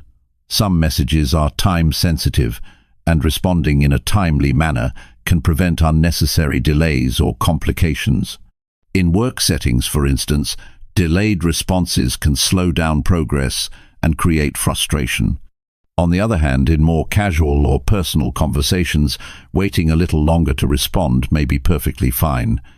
However, regardless of the situation, it's always respectful to acknowledge receipt of a message, especially if you need more time to respond thoughtfully. A simple, "Got your message, I'll get back to you soon," can go a long way in letting the other person know that you haven't ignored them. Another key aspect of digital communication is setting boundaries. Since we're always connected, whether through our phones, computers, or other devices, it can be easy to feel like we have to be available 24/7. But that's not realistic, and it's important to set boundaries to protect your time and mental health. Be clear with others about when you're available to respond and when you're not. If you don't want to be bombarded with messages late at night or on weekends, let people know. Setting these boundaries helps you maintain control over your time and allows you to engage in digital communication without feeling overwhelmed. At the same time, digital communication can create opportunities for stronger relationships. Being able to reach out to someone at any time, whether through a quick text or a message on social media, allows us to maintain connections with people who may live far away or whom we don't see often. Digital platforms can keep relationships alive in ways that weren't possible in the past. However, the key is to remain intentional with how you communicate. Even though you're using digital tools, the goal should always be to foster genuine, meaningful connections. Whether you're texting a friend, responding to an email, or engaging on social media, the way you communicate should still reflect the values of kindness, respect, and authenticity. Ultimately, successful communication in the digital world is about being mindful of how you present yourself through your words. Whether you're typing a quick text, crafting a professional email, or sending a social media post, the goal is always the same: clear, respectful, and thoughtful communication. In the digital world, where so much of our communication happens online, it's easy to overlook how powerful words can be. But if you approach each interaction with intention, patience, and clarity, you can navigate the challenges of digital communication and use it to build stronger, more meaningful relationships. Chapter 11. Reading between the lines. When you communicate with someone, what they say is only part of the story. It's just as important to listen to what's not being said, the things hidden beneath the surface, between the words. This is where reading between the lines comes in. It's about tuning into the subtle signals that others give you, their body language, tone of voice, facial expressions, and even the pauses in conversation. These cues tell you things that words alone cannot express, and understanding them can dramatically improve your communication. People don't always say exactly what they mean. They might be too afraid to speak up, unsure of how to express themselves, or even trying to protect someone else's feelings. In these moments, you need to be a little detective. It's about being observant and sensitive to the underlying emotions, motives, and intentions that lie behind someone's words. This doesn't mean jumping to conclusions or reading too much into things, but rather looking for signs that can help you better understand where the other person is coming from. For instance, imagine you're having a conversation with a coworker about a project that's behind schedule. On the surface, they might simply say, "We're working on it, but there are some delays." You could take that at face value and move on, but if you pay attention, you might notice that they're avoiding eye contact, speaking quickly, or fidgeting nervously. These small physical cues suggest that something deeper might be going on. Maybe they're frustrated or worried but don't want to admit it. By noticing these signs, you can adjust your response, asking more thoughtful follow-up questions or offering support in a way that addresses their real concerns. Reading between the lines can also help you detect hidden emotions. Sometimes, people say one thing but feel something entirely different. A person might tell you they're fine when they're clearly upset, or they might agree to something even though you can tell they're not completely on board. These moments require you to read between the lines and recognize that their words are just the surface. How they say it, the hesitation in their voice, the way their eyes dart around, the tightness in their posture could reveal that they're not being fully open. By picking up on these signals, you can approach the situation with more empathy and understanding. Tone of voice is an especially powerful tool when it comes to reading between the lines. The same words can convey completely different meanings depending on how they're said. A simple phrase like, "I'm not angry," can have a very different impact, depending on whether it's said with a calm, soothing voice or with a sharp, defensive tone. Often, the emotion behind the words is in the tone itself, not the content of the sentence. This is why it's so important to listen with not only your ears but your whole body. You can tell when someone's tone doesn't match their words, and that's your clue that there's more going on than meets the eye. Another important thing to consider when reading between the lines is context. What's going on in the person's life or the situation around them? Context plays a huge role in how we communicate. Someone who is stressed at work or dealing with personal issues may not communicate as clearly or effectively as they normally would. They might seem distracted, curt, or even short-tempered. But if you're aware of the context, you can interpret their words with more understanding. Instead of taking their frustration personally, you can see it for what it likely is: stress manifesting in their communication. Understanding the bigger picture allows you to approach these situations with more patience and compassion. People also communicate through their silences, which are just as revealing as their words. A long pause in a conversation often means that someone is thinking carefully about their response, weighing their options, or perhaps even trying to gather the courage to say something they're unsure about. In some cases, silence might also indicate discomfort, confusion, or a desire to avoid a topic. When there's a pause, it's easy to jump in with your own response, but if you wait a moment, you might discover that the person is still processing their thoughts. This can create an opening for a deeper, more meaningful conversation. The key to reading between the lines is patience and empathy. You need to be willing to go beyond surface-level conversation and pay attention to what's happening around the words. People don't always know how to express their feelings or what's going on in their minds, and that's where you come in. By being sensitive to these cues, you can gain deeper insights into their emotional state and respond in a way that's thoughtful and supportive. In a professional setting, being able to read between the lines is essential for effective teamwork and leadership. If you're a manager, for example, picking up on subtle signals from your employees can help you understand their concerns, even if they're not expressing them directly. If an employee seems distracted or stressed but isn't vocal about it, recognizing that can prompt you to offer assistance or check in with them.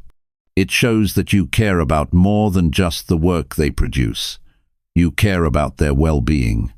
By doing this, you build trust and create an environment where people feel comfortable opening up when they need support. But reading between the lines isn't just for professional settings. It's also crucial in personal relationships. In your interactions with family and friends, being able to pick up on subtle clues can deepen your understanding of their emotional world. For example, a friend who is always upbeat and positive might suddenly seem withdrawn or quiet.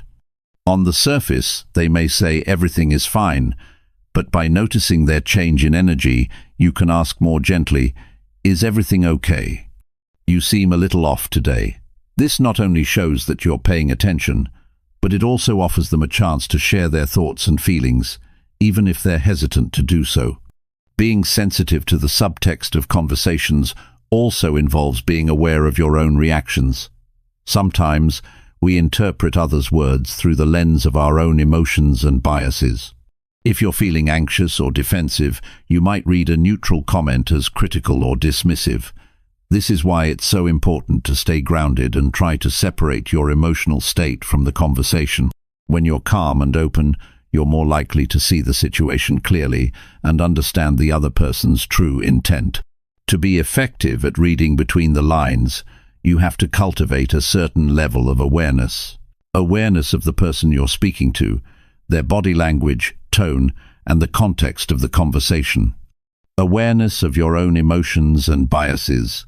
And above all, awareness of the importance of being a good listener, not just to the words, but to everything else going on around them.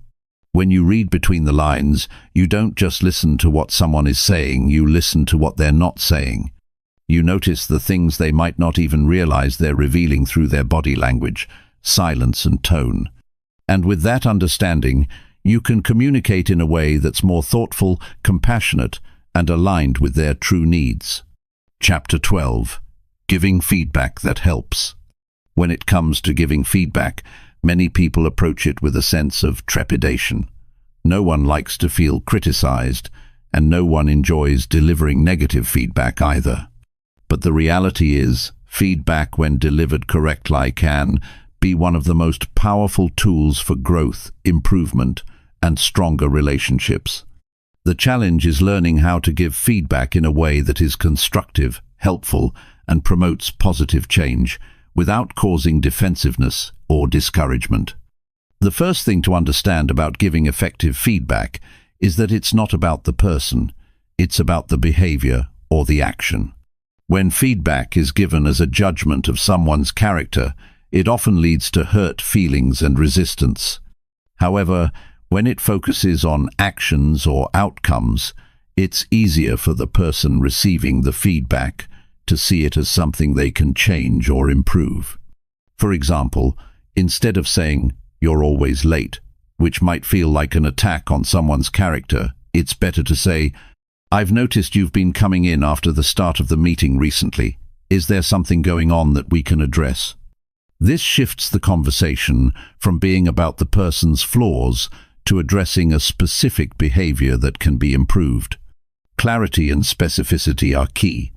Feedback that is vague or general is often unhelpful. If someone doesn't know exactly what they did wrong or what they could do differently, they can't take meaningful steps to improve. Instead of saying something like, "Your work needs improvement," try to give clear, actionable advice. The report you submitted had several sections that were unclear, and there were some important details missing. Next time, it might help to double-check the data and make sure all relevant information is included. When feedback is clear, the person receiving it knows exactly what needs to be done to make improvements, and they feel empowered to take action. Another important element of effective feedback is timeliness. The sooner you give feedback, the more likely it is to be helpful. If too much time passes between an event and the feedback, the person may not remember the situation clearly, or it may feel disconnected from the issue at hand. In some cases, waiting too long can make the feedback feel like a criticism rather than a constructive tool for improvement. For example, if an employee gives a presentation with a few mistakes, providing feedback immediately after the presentation allows them to correct the issues and apply the feedback in real time. If you wait until a week later, the impact of the feedback diminishes, and they may struggle to make the connection between the feedback and the specific behavior. Feedback should also be balanced. This doesn't mean giving someone praise just to soften the blow of criticism, but it does mean making sure to highlight the things that were done well, in addition to pointing out areas for improvement. This creates a more supportive atmosphere, where the person receiving feedback feels acknowledged for their strengths, rather than feeling like they're only being criticized. A simple structure like the sandwich method, where you begin with positive feedback, then discuss areas for improvement, and end with something encouraging, can be very effective. However, be careful not to use this approach in a way that feels formulaic or insincere. The goal is to make the feedback balanced and constructive, not just to sugarcoat the criticism. One of the most important aspects of feedback is ensuring it's actionable.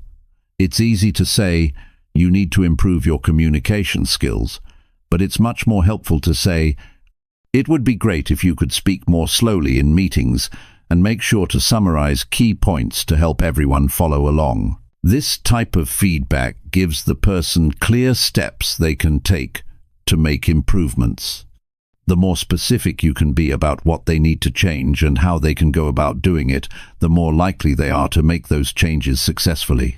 But giving feedback isn't just about the words you use, it's also about how you say them. Your tone, body language, and overall approach play a huge role in how feedback is received. If your body language is defensive or your tone is condescending, the person on the receiving end will likely become defensive themselves, and the conversation will not be productive. It's essential to approach feedback with a spirit of collaboration, not confrontation. Make sure you're conveying that your intent is to help them improve and grow, not to criticize or punish. A calm, friendly tone combined with open body language can make a huge difference in how feedback is received. In some cases, especially when the feedback is more personal or sensitive, it's important to have a safe space for the conversation. Giving feedback in public can sometimes cause embarrassment, leading the person to shut down or react negatively. Instead, try to create an environment where the person feels comfortable discussing the feedback without fear of judgment. Whether it's a private meeting, a one-on-one conversation, or a more informal chat, ensuring that the setting feels safe and supportive will make it easier for the other person to accept and act on your feedback. When receiving feedback, how you react is just as important as how the other person delivers it. No matter how constructive the feedback may be, it's natural to feel defensive, embarrassed, or even upset. But it's important to remember that feedback is an opportunity to learn and grow, not an attack. It's helpful to take a moment to listen, ask clarifying questions if necessary, and really understand what the other person is saying before reacting. If you need time to process the feedback, it's okay to ask for it. Responding calmly and thoughtfully shows that you're open to improvement and committed to making the necessary changes. Feedback isn't just for problems, it's also for praise and encouragement. It's easy to forget that positive feedback is just as important as negative feedback. In fact, people often respond even better to positive reinforcement than to criticism. When you recognize and acknowledge someone's efforts or successes, it motivates them to continue performing at a high level. So, if you see someone doing something well, don't be shy about giving them feedback that highlights their strengths. A little encouragement goes a long way in building confidence and trust. Ultimately, the goal of feedback is to create a culture of growth and mutual respect. When feedback is given in a way that is specific, timely, actionable, and delivered with empathy, it fosters an environment where people feel comfortable learning from their mistakes, building on their strengths, and improving their performance. This creates an atmosphere of trust and collaboration where everyone can thrive.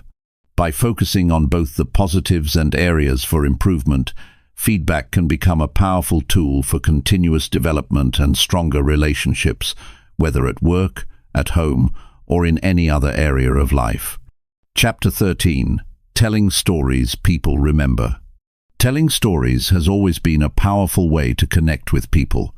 Since the beginning of human history, we've communicated through stories, whether through word of mouth, written records, or now through digital platforms. Stories are compelling because they engage us emotionally. They capture our attention, and they make complex ideas easier to understand. When we share a story, we allow others to see the world through our eyes, to feel what we've felt, and to experience something that may be new or unfamiliar to them. The art of telling stories that people remember isn't something reserved for professional speakers, writers, or marketers. It's something that each of us can develop and use in everyday conversations. Whether we're sharing an experience with a friend, telling a colleague about a project, or trying to motivate a team, stories can make all the difference. But it's not just about the content of the story, it's about how we tell it. A well-crafted story can turn a mundane message into something memorable. At the heart of any great story is an element of relatability. People remember stories that resonate with them personally. If you're sharing a story, think about who your audience is and how they might relate to the experiences you're talking about. What challenges have they faced that are similar to the ones in your story? What emotions are they likely to feel based on the situation? The more you can tap into the emotions, struggles, and desires of the people you're speaking to, the more likely your story will stick with them. But relatability alone isn't enough. Structure is key. Every good story has a beginning, middle, and end. Without these, a story can feel aimless or disjointed. In the beginning, you want to introduce the characters or the situation. You want to set the scene and give the audience enough context to understand what's at stake. The middle of the story is where the conflict or challenge arises. This is where things get interesting, where the audience starts to feel the tension. The resolution comes at the end, where the challenge is resolved in some way, and the audience is left with a sense of closure or insight. Without this structure, stories can feel incomplete or unsatisfying. A lot of people are afraid to tell stories because they think they need to be perfect or dramatic to capture attention. But the best stories often come from the simplest, most genuine experiences. A story doesn't need to have a grand plot or a huge twist to make an impact.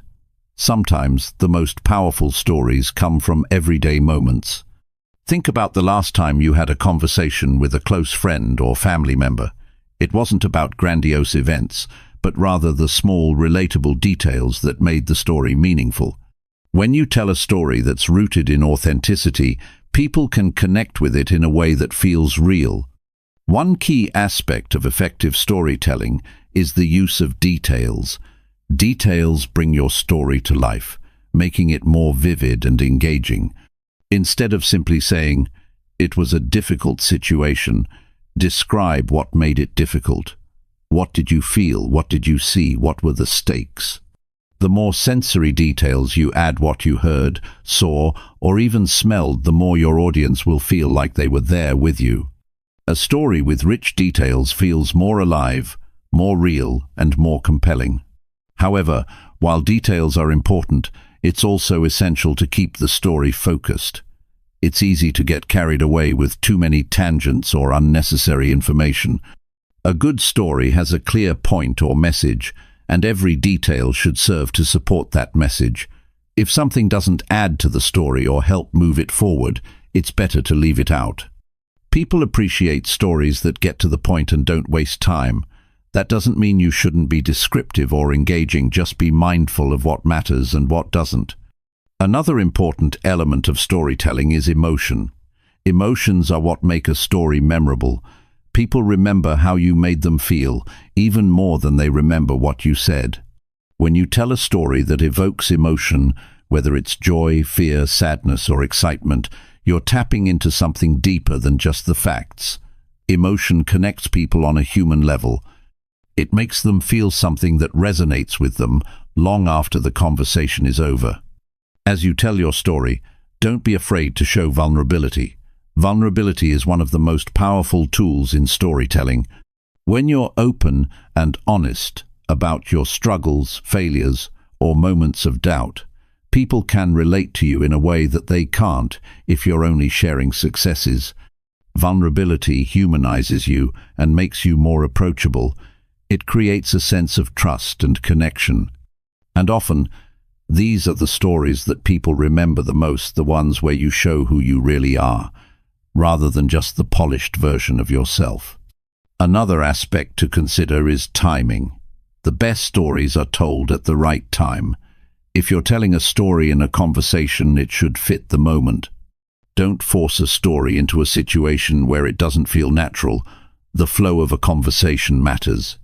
If you're sharing a story to make a point, make sure it's relevant to the topic at hand. And, just as important, know when to stop. A story can lose its impact if it goes on too long or feels like it's dragging. Keep your story concise and make sure it has a clear ending. One technique that's often overlooked is the use of pauses. Pauses are incredibly effective in storytelling because they build suspense and give your audience time to absorb what you've just said. Pausing at key moments, especially before a big reveal or punchline, can heighten the emotional impact of the story. It gives your audience space to reflect on what's been said and builds anticipation for what comes next. Another important element of storytelling is engaging the audience. A story is a conversation, not a lecture. This means that your audience should feel like they're part of the experience. One way to do this is by asking questions during your story or involving them in some way. For example, instead of just saying, "I learned an important lesson that day," you might say, "Have you ever been in a situation where you thought you couldn't handle it, but you found a way to push through?" This gets your audience thinking about their own experiences and makes them feel more connected to your story. At the end of the day, the power of storytelling lies in its ability to connect. It's a tool for building relationships, for creating empathy, and for sharing our experiences with others. The stories we tell shape how we are perceived, how we relate to one another, and how we make sense of the world. By learning to tell stories that are authentic, engaging, and impactful, we open up the possibility for deeper connections and more meaningful conversations. Storytelling isn't just a skill, it's a bridge between hearts, and when done well, it has the power to change the way people think and feel. Chapter 14. Managing emotions in conversations. Sometimes conversations can quickly turn tense. Emotions run high, words get exchanged, and before you know it, what could have been a simple discussion becomes a full-blown argument. We've all been there. You're trying to express something important, but it's hard to get the words right without feeling frustrated. Or perhaps the person you're speaking with is defensive, unwilling to listen, and suddenly the situation is spiraling. The truth is, emotions play a huge part in how we communicate, and when they're not managed well, things can easily go south. Learning to manage your emotions and the emotions of others during tough conversations is one of the most important skills for effective communication. First, it's essential to recognize that emotions aren't something we can simply turn off. They are a natural, human response to our thoughts and experiences. And whether we're aware of it or not, our emotions are always influencing the way we speak and listen.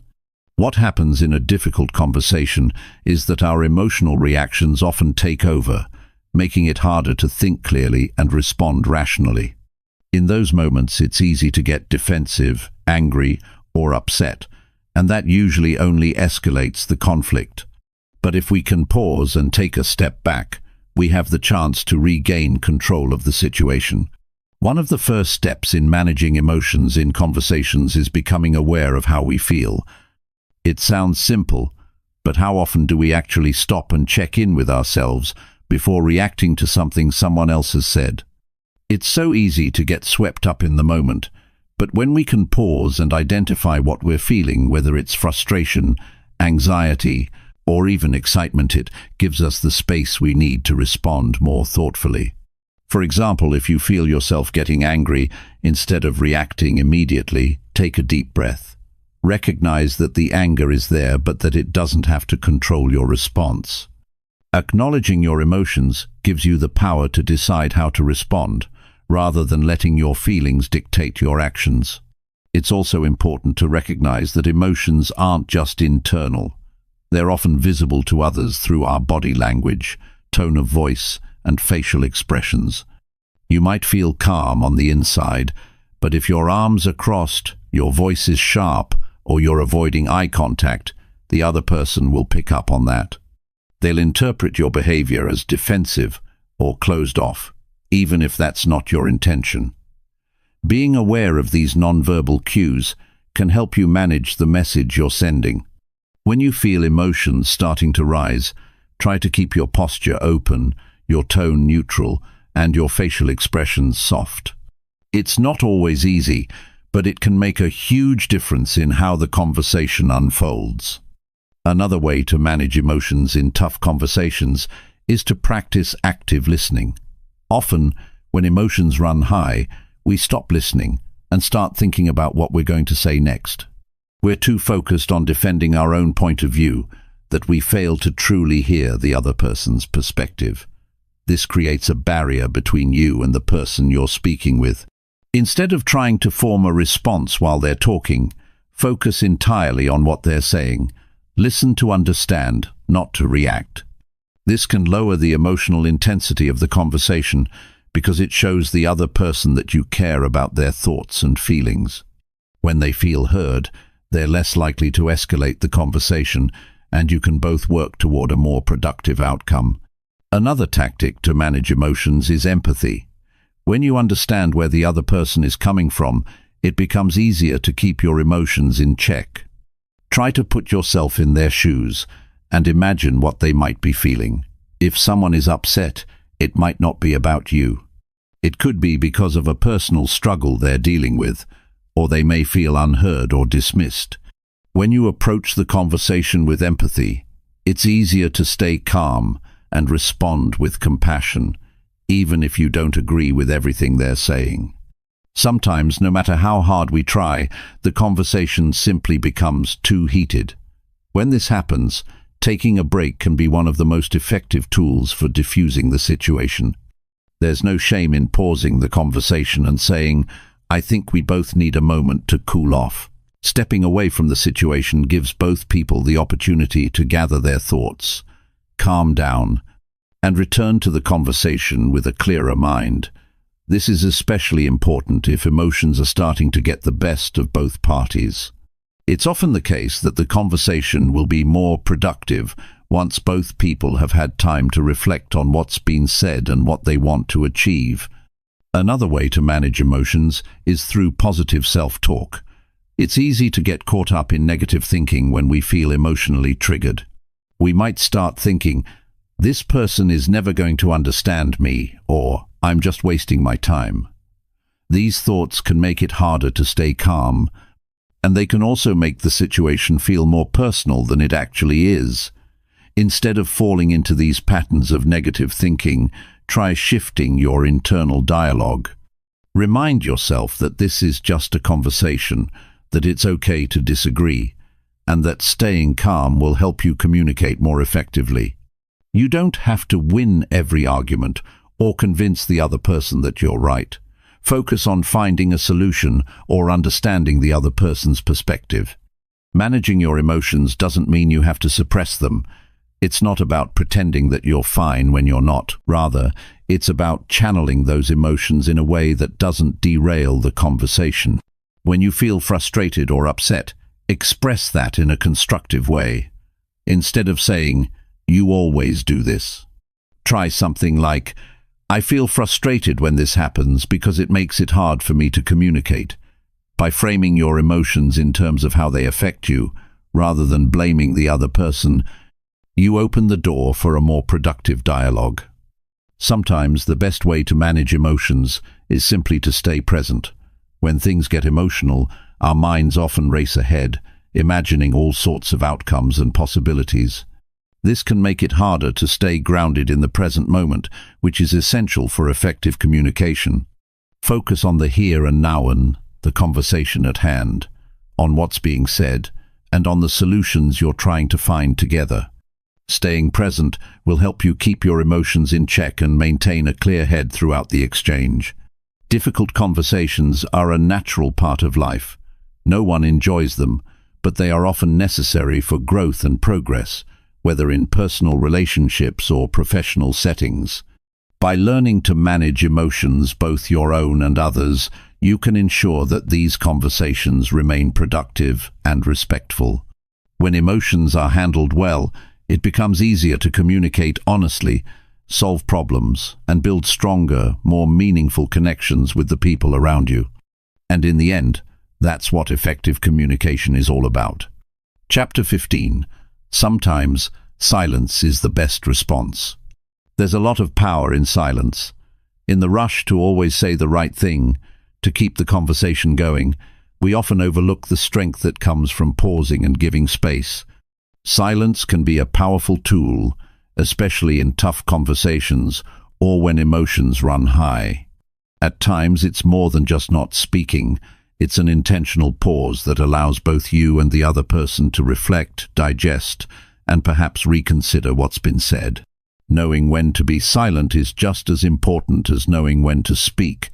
Imagine a moment when a heated argument is unfolding. Words are flying back and forth. Tensions are rising, and you can feel the situation escalating. What if, instead of continuing to argue, you chose to step back and embrace the silence? Instead of saying something you might regret later, you simply take a breath and let the moment pass. By holding back from responding right away, you create an opportunity to calm down, think clearly, and avoid making the situation worse. Silence can be a way to regain control and prevent things from spiraling. Often, when we're involved in a conversation, we're thinking ahead to what we want to say next, especially if we feel strongly about something. The desire to respond quickly is natural, but it can lead us to react impulsively rather than responding thoughtfully. Pausing for a moment allows you to take a step back, collect your thoughts, and then decide what you want to say with a clearer perspective. In those moments, silence can be the wisest choice, especially if your emotions are running high or if the conversation is becoming unnecessarily tense. You might be surprised at how often a pause can turn a potentially negative interaction into something more meaningful and productive. When you choose silence, you also give the other person space to think. Sometimes, people don't know how to express themselves clearly, and in that silence, they may come to realize what they really want to say.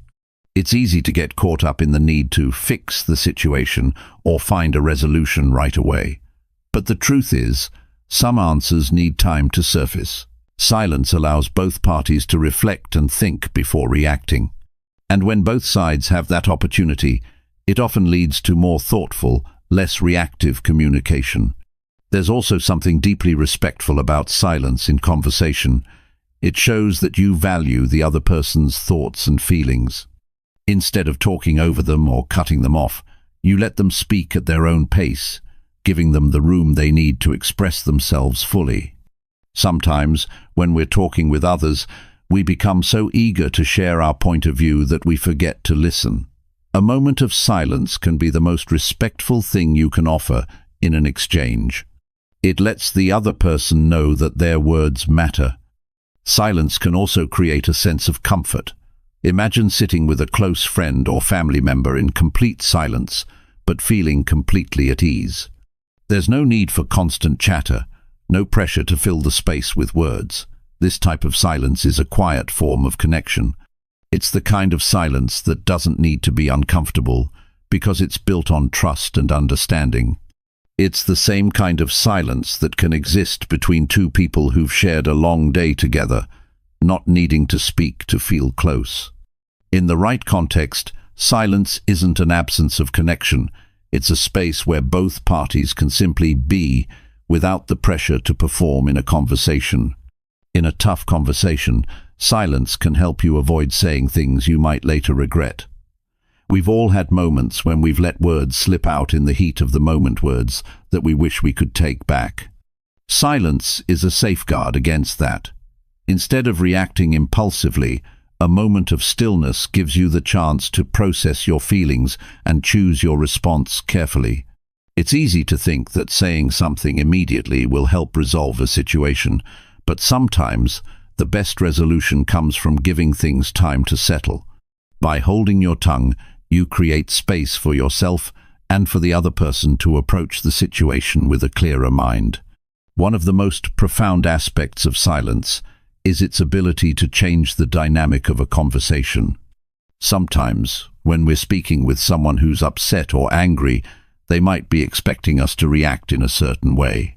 They might be anticipating a defensive response, or they might want us to counter their argument. But when you stay silent, it can disarm them. It forces them to reconsider their own approach, and sometimes even make them stop and reflect on what they've said. The lack of response is often enough to shift the tone of the conversation from confrontation to collaboration. By choosing silence, you give yourself the chance to break free from the usual cycle of escalation. Silence can also give us time to listen, to really hear what the other person is saying, without interrupting or jumping to conclusions. Often, when we're caught up in a conversation, we're more focused on our own agenda than on what the other person is trying to communicate. But if you can pause and listen deeply, it can lead to deeper understanding and stronger communication. The silence gives you a moment to truly absorb their words without the pressure of responding right away. There's a certain power in choosing silence as a response. It's not weakness, it's strength. It's knowing that not every situation requires a response, and that sometimes the most powerful thing you can do is simply be present and listen. This kind of silence can be an act of self-control and emotional intelligence. You're demonstrating that you're not controlled by your immediate impulses, but that you're thoughtful, composed, and willing to allow the conversation to evolve on its own terms. When you're in a heated conversation or when tensions are high, sometimes silence can be the very thing that creates space for healing. Words can hurt, they can wound, and they can escalate conflict. But silence creates the opportunity for both people to reflect and recalibrate. It gives the conversation room to breathe, and in that space, the chance to find clarity. Silence is not about avoiding difficult conversations or avoiding conflict altogether. It's about being intentional with your words and actions, knowing when to speak and when to stay silent. Silence is not a gap in communication. It's a tool that, when used correctly, can make your communication more thoughtful, respectful, and effective. In a world where we're constantly bombarded with information and conversation, sometimes the most powerful thing you can do is pause and allow space for silence.